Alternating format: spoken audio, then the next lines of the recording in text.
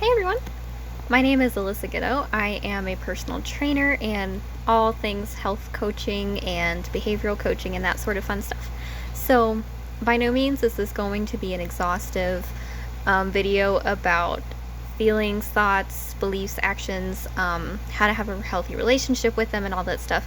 Definitely not exhaustive. This is more of just an introductory kind of thing to help you get your mind wrapped around it and start giving you some foundational tools to work with, so that way you can kind of start tackling all of this on your own. So this is going to be you. Every single one of us has all of these things. We all have thoughts, we all have feelings, and we all have some resulting actions that come from those things. And sometimes our actions can influence our feelings and our thoughts. This isn't just one way, they can all influence one another. But we can make some changes. So let's say that we have a thought that says, I can't do this. Let's say you are having a really hard time losing weight and you have this thought of, I just can't do this. This is too hard. I'm never going to get there. I can't do it. Well, those resulting feelings from that thought could be being disheartened, being frustrated, being defeated, feeling ashamed. All of these things sit in our body in a very specific way. So think about whenever you get scared. You might not be hungry. You might get a stomach ache. You might, shake. You might get tense. You feel these emotions in your body. So whenever you have a feeling, you're going to feel it in your body, and then you're going to have a resulting action, which means like you might not stick with your workout program. You might not stick with your diet, whatever it is. This is kind of like the pattern that we're working with here. And whenever you go through life and you aren't taught that you can choose to have different thoughts, feelings, and actions, we can choose to do something different to have a different response. So let's say I want to have a different feeling other than these things. Let's say I want to feel empowered. I want to feel capable. I want to feel like I am able to do hard things. That is the thought that I want to have. I want to think I am able to do hard things.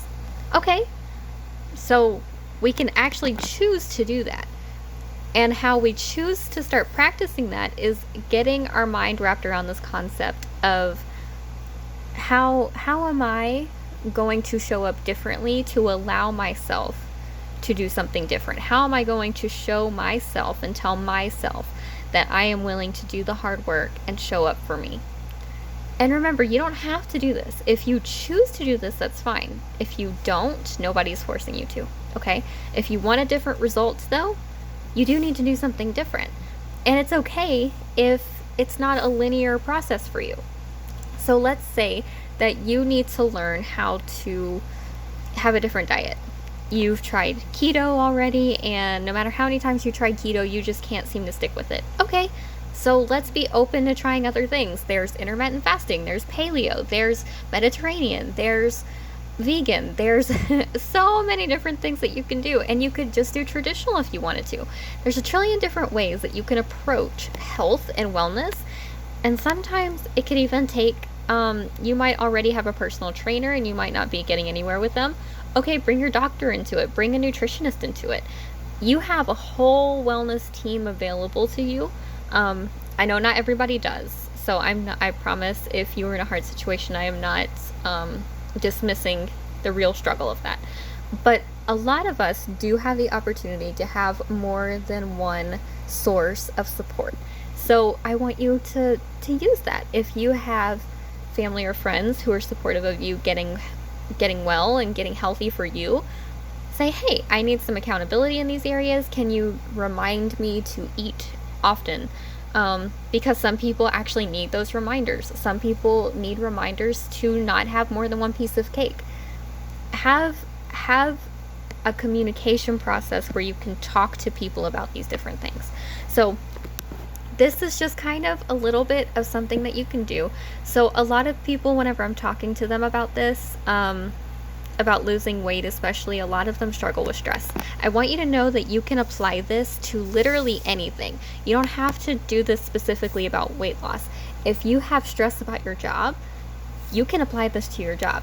If you have the thought of this job is so boring and that leaves you to feel bored, um, dread going to work, that kind of stuff, you can choose to have some different results from this. And instead of bouncing around from job to job, for example, you could choose to be like, hey, maybe I can challenge this thought. Maybe there's something in this job that I could find interesting. Or maybe there's a new certification I could learn. Maybe there's a new training class I can do that will help me make my job more interesting.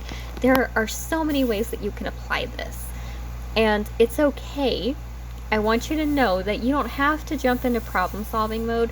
It's okay to feel everything that you need to feel first, because that's the only way that you're really going to process it.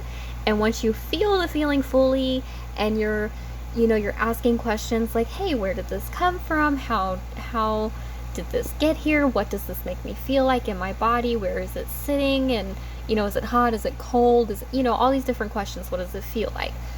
Once you get fully familiar with the feeling, then it can become easier to start figuring out what to do about it.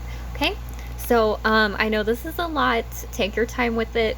Ask all the questions that you need. We'll take this one step at a time. Okay?